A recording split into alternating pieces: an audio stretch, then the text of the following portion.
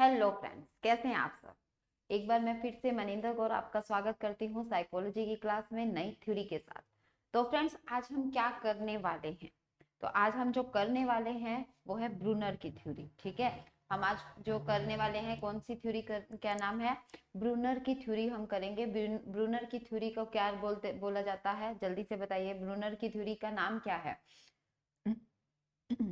Yes, बिल्कुल सही सोच रहे हैं आप, कंस्ट्रक्टिव थ्योरी। ठीक है, तो हम आज जो करने वाले हैं कंस्ट्रक्टिव थ्योरी करने वाले हैं, संरचनात्मक सिद्धांत। ठीक है, ब्रूनर ने कौन सा सिद्धांत दिया था? संरचनात्मक सिद्धांत दिया था। ठीक है,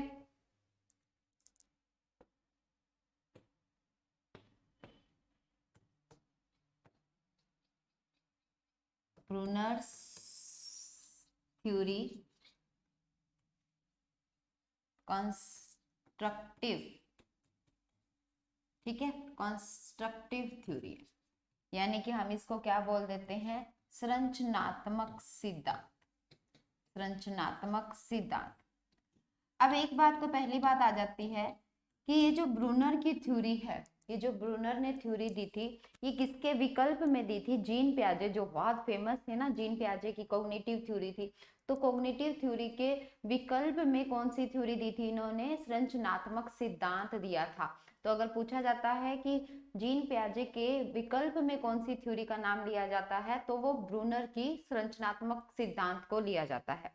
ठीक है, अब सबसे पहले बात करते हैं कि ब्रूनर का पूरा नाम क्या था? ब्रूनर का पूरा नाम क्या था? Jerome M Bruner. ठीक है, जेरोम एस ब्रूनर। ब्रूनर, ठीक है, कहाँ के थे ये? ठीक है, अब इन्होंने किया क्या था? इन्होंने क्या किया था? अपनी एक बुक लिखी थी, जो इनकी दो बुक्स थी वो बहुत फेमस हुई थी। कौन कौन सी? द प्रोसेस ऑफ एजुकेशन और रेलिवेंस ऑफ एजुकेशन। ठीक है, दो बुक्स इनकी जो फेमस हुई थी, the process of education, process के नाम से ही हम समझ रहे हैं, प्रोसेस ऑफ एजुकेशन और रेलिवेंस ऑफ एजुकेशन। ठीक है, फर्स्ट कौन सी थी? द प्रोसेस ऑफ एजुकेशन, और द सेकंड कौन सी थी? The relevance of education. Clear है? दो बुक्स इनकी आई थी। ठीक है, अब बात आती है कि इन्होंने किया क्या था। इन्होंने ये कह रहे थे क्या कि जो पर्सन है, जो बच्चे हैं, वो कैसे सीखते हैं। ठीक है, बच्चे कैसे सीखते हैं। अब बच्चे, हमें पता है, छोटी सी एज होती है, छोटी सी एज के बाद जब बड़े होते जाते हैं, जैसे शैशवावस्था से हम कहें कि बाल्यावस्था तक पहुंचते पहुंचते क्या होता है, उनका जो मानसिक चिंतन है वो कैसे होता है, इस पर इन्होंने चर्चा करी थी। तो इन्होंने क्या किया था? 3 स्टेजेस बताई। कितनी स्टेजेस? 3 स्टेजेस। ठीक है, कितनी स्टेजेस पर बात की है? 3 स्टेजेस पर बात की है। तो ये 3 स्टेजेस कौन सी हैं जो ब्रूनर ने बात करी है? सबसे फर्स्ट स्टेजेस जो आती है इनकी, वो आती है इनएक्टिव। ठीक है, inactive, inactive. Second iconic, third symbolic. Symbolic, 3 पे बात की है। कौन सी? इनएक्टिव, आइकॉनिक और सिंबॉलिक। अब हम बात करते हैं कि इनएक्टिव क्या, आइकॉनिक क्या और सिंबॉलिक क्या। इनएक्टिव, सबसे पहले इनएक्टिव। इनएक्टिव का मतलब क्या है? इनएक्टिव का मतलब होता है सक्रियता, यानी कि अगर हम कहें कि ये कौन सी है सक्रियता। सक्रियता मतलब जिसमें हम खुद सक्रिय हो जाते हैं, यानी कि बच्चा जब सक्रिय होता है, ठीक है, तो इसको क्या बोला जाता है? सक्रियता बोला जाता है। या इसको ये भी बोल दिया जाता है हिंदी में अगर हम कहें तो विधि निर्माण आधारित अधिगम। ठीक है, विधि निर्माण आधारित अधिगम की अवस्था भी बोल दिया जाता है। क्या बोल दिया जाता है? विधि निर्माण। ठीक है, विधि निर्माण आधारित अधिगम की अवस्था। अधिगम की अवस्था। अब ये कहां से कहां तक थी? ये 0 से 3 साल। अब 0 से 3 साल, जीरो जो है मान्यता नहीं होती है जीरो को, तो हम ये कह सकते हैं कि जन्म से 3 साल तक। ठीक है, जन्म से 3 साल तक की अवस्था को, इसको क्या बोला जाता है? इनएक्टिव बोला जाता है। अब देखा होगा बच्चे, जब छोटे होते हैं यानी कि जन्म से लेकर 3 साल तक के बच्चे होते हैं, वो कैसे सीखते हैं? क्रिया करके सीखते हैं। कैसे सीखते हैं? क्रिया करके, यानी कि वो हाथ पैर अपने चलाते रहते हैं, है ना। अगर उनको भूख लग रही है, उनको बोतल दिखाई जाती, जैसे ही बोतल दिखेगी तो वो हाथ पैर मारना शुरू कर देते हैं कि हमें दूध पिलाओ, है ना। तो वो क्या है, इनएक्टिव स्टेज आ जाती है, उसमें हम क्या बोलेंगे, इनएक्टिव स्टेज बोलते हैं। ठीक है। अब कुछ भी है तो बच्चा मुंह चिल्लाता रहता है, और नहीं तो बच्चा कुछ भी उठाएगा और अपने मुंह में डालेगा। ये कौन सी स्टेज है? जो हाथ पैर मारने से, मतलब कि फिजिकली एक्टिविटी करने से बच्चा सीख रहा है, उसको हम बोलेंगे इनएक्टिव स्टेज। ठीक है। सेकंड होती है जो स्टेज, उसको हम बोलते हैं आइकॉनिक। आइकॉनिक नाम से ही पता चल रहा है, आइकॉनिक। ठीक है, नाम से ही हमें पता चलता है कि कैसी होगी ये, यानी कि दृश्य प्रतिमा, यानी कि जिसको हम देख सकते हैं। आइकॉनिक दृश्य प्रतिमा आधारित होती है, इसको हम दृश्य प्रतिमा विधि भी बोल सकते हैं, दृश्य प्रतिमा विधि। ठीक है, हम क्या बोल देते हैं, दृश्य प्रतिमा विधि, या इसको हम बोल देते हैं प्रतिमा आधारित अवस्था, प्रतिमा आधारित अवस्था। ठीक है, एक ही बात है, प्रतिमा आधारित अवस्था। अब देखो यहाँ की स्टेज वाला बच्चा क्या करता है, इस स्टेज पे, ये 3 से 7 साल के लिए होती है। ठीक है, 3 से 7 साल के लिए इस स्टेज में बच्चा क्या करता है, इस स्टेज में बच्चे के माइंड में कुछ पिक्चर्स होती हैं। अब आप देख लो, हम कहते हैं कि कई बार हम खुद भी अभी तक इतने बड़े हो गए हैं, फिर भी हमें ये होता है कि जब हम पिक्चर्स देखते हैं ना, तब हमें बहुत जल्दी लर्न होता है ना। तो जब पिक्चर्स देख लेता है, तो 3 से 7 साल वाला बच्चे को आप ऐसे कहो कि कल्पना में कुछ ऐसे कह दिया कि आप सोचो ऐसा, तो वो नहीं सोच सकता है। वो क्या करता है, अगर उसको पिक्चर्स दिख रही है तो वो बहुत जल्दी से सीख जाता है। ठीक है, आप मान लो कोई भी पिक्चर दिखा देते हो, पिक्चर का एक सीन दिखा देते हो, मतलब हम अपने कोई कार्ड दिखा देते हैं, कोई चार्ट दिखा देते हैं, चार्ट को देखते ही वो उसके माइंड में जो है छप जाती है। तो इसलिए इसको कौन क्या विधि भी बोला जाता है, इसको छायात्मक अवस्था भी बोल दिया जाता है। ठीक है, क्या अवस्था बोल दिया जाता है, छायात्मक अवस्था। हाँ, ये कैसा सीख सकता है बच्चा, इसमें क्या होता है, इसमें आप कोई पिक्चर दिखाते हो तो बच्चे को जल्दी समझ आ जाता है। ठीक है, तो इसको हम ये यहाँ पे क्या करता है, बच्चा अपने भावों को व्यक्त कैसे करता है, बच्चा अपने भावों को व्यक्त कैसे करता है, लैंग्वेज के माध्यम से करता है। अगर यहाँ पे लैंग्वेज उसकी सही ना हो, मतलब कि हम बच्चे को बोलें कि आपको ये लैंग्वेज करनी है, आपको ये लैंग्वेज समझनी है, वो अपने भाव व्यक्त नहीं कर पाएगा। तो लैंग्वेज का बहुत बड़ा रोल होता है किस अवस्था में, आइकॉनिक अवस्था में। तो यहाँ पे सबसे ज्यादा जो महत्व दिया जाता है, किस पर दिया जाता है, ब्रूनर ने किस पर कहा है, आइकॉनिक में सबसे ज्यादा जो महत्व दिया जाता है, सबसे ज्यादा इंपॉर्टेंस है, वो भाषा की है, लैंग्वेज की है। ठीक है, उसके अलावा और किस चीज का महत्व है, चमक, ध्वनि और गति का, यानी कि चमक, ध्वनि ध्वनि और गति का महत्व दिया गया है। ये ध्यान रखना है, कौन सी उसमें दिया गया है, आइकॉनिक में दिया गया है।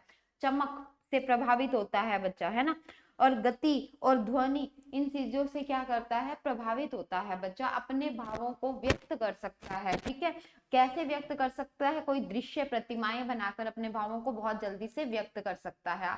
अगर आपने उसको पिक्चर से दे दिया, भी पिक्चर से कुछ पूछा है, तो आप वो जल्दी जल्दी आंसर उसका दे सकता है, और देर तक उसको याद रहता है। ठीक है, ये जो थी, ये क्या थी, इनएक्टिव। उसके बाद आइकॉनिक, और थर्ड स्टेज क्या है इसकी, सिंबॉलिक। ठीक है, सिंबॉलिक, सिंबॉलिक का नाम से ही समझ रहे हैं, सिंबॉलिक यानी कि साइन, चिन्ह, चिन्ह द्वारा। ठीक है, हम ऐसे इसको क्या बोल देते हैं, चिन्ह द्वारा आधारित अधिगम की अवस्था, क्योंकि सिंबॉलिक मतलब कि चिन्ह, तो चिन्ह आधारित अधिगम की अवस्था हम इसका नाम दे देते हैं। अब इसमें होता क्या है, यहाँ पर ये सबसे ऊंची अवस्था है, उच्चतर अवस्था है, तीनों अवस्थाओं में से सबसे उच्चतर अवस्था कौन सी है, सिंबॉलिक स्टेज ही है, जहां पे 7 साल यानी कि 8 साल से अबव की बात हो जाती है, 8 साल से बड़े की बात हो जाती है। इसमें क्या करता है बच्चा, अमूर्त विचार, अमूर्त क्या चीज होती है और मूर्त क्या चीज होती है, अमूर्त चीज वो होती है जब हमें कुछ दिखाई नहीं दे रहा, बट हम अपनी सोच से काम करना शुरू कर देते हैं, तो वो हो जाता है अमूर्त, जो हमें चीज दिखाई ना दे रही हो। तो हम उसको बोल देते हैं सिंबॉलिक। ठीक है, यानी कि प्रतीकों के माध्यम से क्या करता है बच्चा, अपना ज्ञान जो है ग्रहण कर लेता है। अगर आप उसको ये बोलो कि आप सोचो वहां गए, तो बच्चा सोच सकता है कि हाँ ठीक है भी मैंने मान लिया। ठीक है, तो हम कोई चीज हम मैथ्स में भी देखते हैं, हम क्या देते हैं कि माना ऐसा, तो माना, तो वहां पे वो बच्चे समझ जाता है अच्छा कि मान सकते हैं हम किसी चीज को।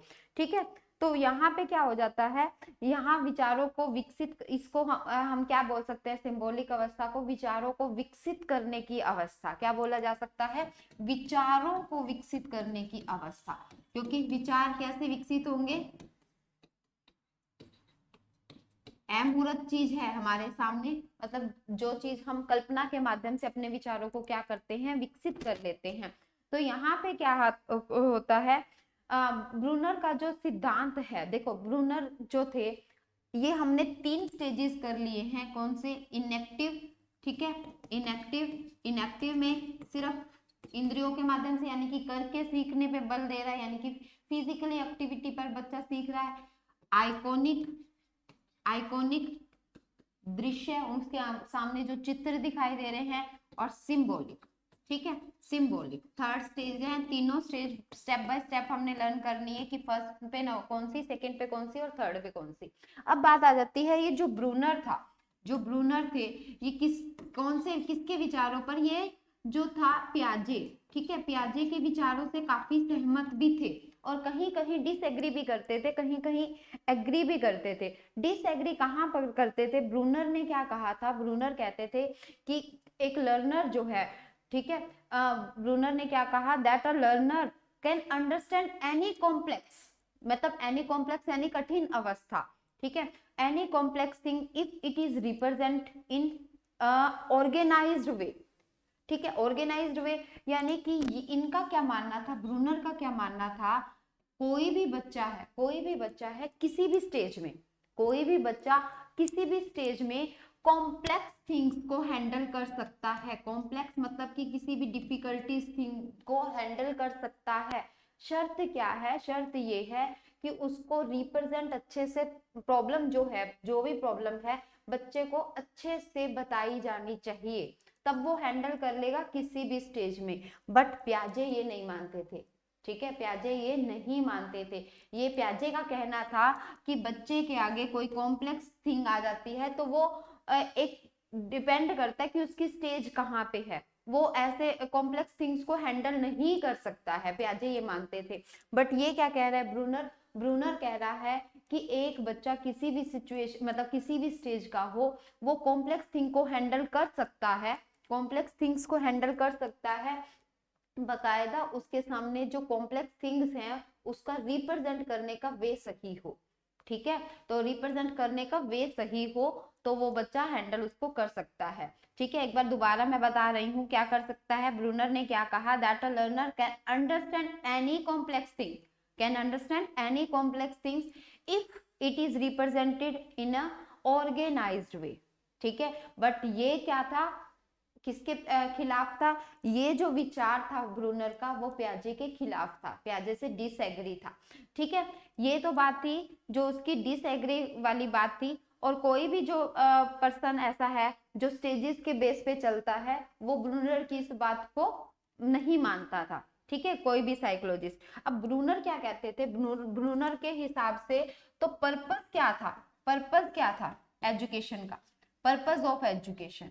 ठीक है, इनके हिसाब से पर्पस क्या था एजुकेशन का, ये कहते थे कि एक बच्चे को इस तरह से बनाना चाहिए, एक बच्चे को इनके हिसाब से, ब्रूनर के हिसाब से एक बच्चे को इस तरह से बनाना चाहिए, इस तरह से उसकी थिंकिंग को, उसकी प्रॉब्लम सॉल्विंग को डेवलप करना चाहिए, उसकी थिंकिंग को इतना डेवलप कर देना चाहिए कि वो कहीं पर भी जाए तो अपनी प्रॉब्लम को खुद सॉल्व कर सके। ठीक है, कहीं पर भी हो अपनी प्रॉब्लम्स को खुद सॉल्व कर सके, ऐसा ब्रूनर कहते थे। ठीक है, ब्रूनर का क्या था, ब्रूनर क्या कहता था कि purpose of education should be, purpose of education should be to facilitate the child, facilitate the child to thinking and problem solving. ठीक है, प्रॉब्लम सॉल्विंग स्किल्स, यानी कि उसमें क्या होनी चाहिए, बच्चे में स्किल्स आनी चाहिए प्रॉब्लम सॉल्विंग की। ठीक है, ताकि वो कहीं पर भी जाए तो अपनी वो स्किल से अपनी प्रॉब्लम को सोल्व कर सके, ऐसा ब्रूनर का कहना था। क्लियर है, ये बात यहाँ तक समझ आ गई होगी। अब हम बात करते हैं एक और भी कि ब्रूनर ने और क्या क्या चीजें, ब्रूनर के माइंड में और क्या क्या चीजें थी। ब्रूनर एक वाइगोत्स्की ने स्कैफोल्डिंग वर्ड दिया था वाइगोत्स्की ने, तो वो उसको एग्री करता था, स्कैफोल्डिंग को एग्री करता था, फोल्डिंग को, ठीक है, फोल्डिंग को एग्री करता था, स्कैफोल्डिंग।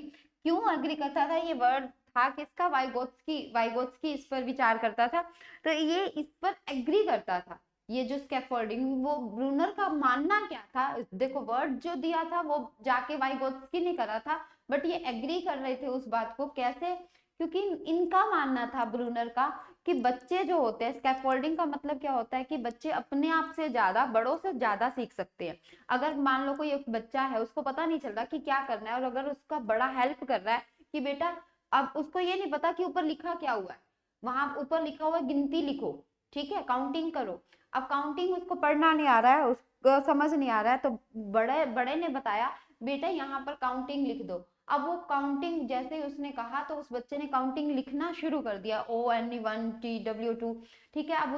अब टीचर उसकी हेल्प नहीं कर रहा, सिर्फ उसने उसको थोड़ा सा सहयोग दिया ताकि वो कर पाए। तो ऐसे ही हम करते हैं, हम टीचर्स या पेरेंट्स भी उसकी ऐसे ही हेल्प करते हैं। तो स्कैफोल्डिंग का मतलब क्या है कि बच्चा जब खुद से ना कर पाए, मतलब तो बड़ा उसकी थोड़ी सी सहायता कर दे, उसको स्कैफोल्डिंग कहा जाता है। तो ब्रूनर इस बात पे रेडी थे कि यस, बच्चा अपने से ज्यादा अगर बड़े उसकी सहायता करे तो जल्दी सीख लेता है, ठीक है। अब इसी को ही उसने क्या कहा है, एम के ओ भी बोला जाता है, मोर नॉलेजेबल अदर, ठीक है, मोर नॉलेजेबल अदर, ठीक है। तो ये बात थी। अब एक और बात, ब्रूनर क्या कहता था, ब्रूनर कहता था कि जो टीचर है, टीचर अध्यापक टीचर को पढ़ाते हुए स्प्रायल करिकुलम यूज करना चाहिए। स्प्रायल करिकुलम, देखो स्प्रायल ऐसा होता है ना, स्प्रायल का मतलब क्या है, यहाँ पे वो क्या कह रहा है, स्प्रायल का मतलब ये ले रहा है कि जब हम अगले ज्ञान की तरफ बढ़ते हैं तो पीछे वाले ज्ञान को भी यूज करवाना चाहिए। तो उसको क्या करना चाहिए कि टीचर को कैसा करिकुलम यूज करना चाहिए, स्प्रायल करिकुलम, ठीक है। तो ये किसने कहा था, ब्रूनर ने स्प्रायल करिकुलम की बात करी थी, कि यानी कि मतलब जो नेक्स्ट हमारा लेसन है, पीछे वाले लेसन से कुछ रिलेटेड होना चाहिए। तो आपने एक बुक पे, जो भी बुक पढ़ी होती है, आप मान लो 7th की बुक आई, 6 से हम 7th क्लास में गए, तो 7th की बुक में एक कोई भी लेसन हम ओपन करते हैं तो ये लिखा होता है कि आपने पीछे यहाँ तक पढ़ लिया था, अब हम आगे चर्चा करेंगे, यानी कि आपने 6th क्लास में ये चीज यहाँ तक पढ़ ली थी, अब हम नेक्स्ट चर्चा करेंगे। तो उसका मतलब क्या है, स्प्रायल करिकुलम, ठीक है। तो आजकल जो भी करिकुलम है वो स्प्रायल ही है, यानी कि पीछे से रिलेट करते हुए ही आगे चल रहा है। तो ये किसने कहा था, ये विचार किसके थे, ब्रूनर के थे, ठीक है। अब एक और बात कि एक और ब्रूनर चीज मानते थे, क्या मानते थे कि जो एम ऑफ एजुकेशन, एजुकेशन का जो एम है, ठीक है, एजुकेशन ऑफ एम हमने पहले भी अभी बात करी थी, जो education of aim is to create autonomous learner, यानी कि स्वायत्त शिक्षार्थी, स्वायत्त शिक्षार्थी का मतलब क्या है कि बच्चा जो है अपने आप से ज्यादा सीख सकता है, ठीक है। यानी कि बच्चे को ऐसे मत पढ़ाओ कि वो अपने आप को हैंडल ना कर पाए, उसको ऐसा पढ़ाना है कि वो अपने आप को हैंडल कर पाए, ठीक है। तो ये जो ये ब्रूनर का ये जो विचार था, स्वायत्त शिक्षार्थी वाला, ये जो विचार था वो किससे रिलेटेड था, वो पियाजे के से रिलेटेड था, मतलब कि पियाजे भी इसी बात को कहते थे। तो पियाजे की इस बात को ब्रूनर ने क्या किया था, एग्री किया था, ठीक है। पियाजे की इस बात को क्या किया था, ब्रूनर ने एग्री किया था। डिसएग्री कौन सी बात करी थी, डिसएग्री उसने ये कहा था कि पियाजे ये कहता था कि किसी भी बच्चे को अगर मतलब किसी भी स्टेज में कॉम्प्लेक्स थिंग्स दे दो तो वो हैंडल नहीं कर सकता, बट ब्रूनर कहता था कॉम्प्लेक्स थिंग्स दे दो किसी भी स्टेज में बच्चे को, वो हैंडल कर लेगा, बट अगर रिप्रेजेंट करने का तरीका सही होगा तो, ठीक है, तो ये बात थी। अब एक और चीज जो ब्रूनर वाइगोत्स्की के विचारों से सहमत था, क्या? लैंग्वेज।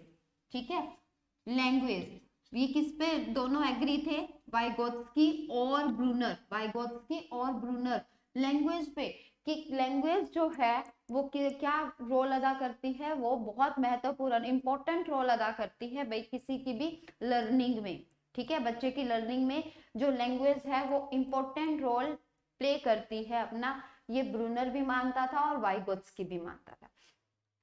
ठीक है, यहाँ तक आपको बात समझ आ गई होगी। अब हम बात करते हैं कि एक आता कुछ ऐसा वर्ड जो इसकी विशेषताओं के रूप में कह दो कि इसकी और कौन सी, या एजुकेशन इम्प्लीकेशन के बेस पे हम कह सकते हैं कि एजुकेशन इम्प्लीकेशन। देखो एक तो ये था कि ये जो ब्रूनर का था, ब्रूनर ने ये जो सिद्धांत दिया था क्या था? केंद्रित, इसका मेन मतलब एक्शन प्ले क्या था? इसका था क्रिया, एक्शन। ठीक है, केंद्रित किस पे था? एक्शन पे, बच्चों की क्रिया पे। ठीक है, और इसकी एक और मेन बात क्या थी कि बच्चे स्वयं स्वयं ज्ञान, अभी अभी बात आई था स्वायत्त शिक्षार्थी, यानी कि स्वयं ज्ञान का सृजन करते हैं। ठीक है, स्वयं ज्ञान का सृजन करते हैं और बड़ों की हेल्प से करते हैं। एम के ऊपर भी इसने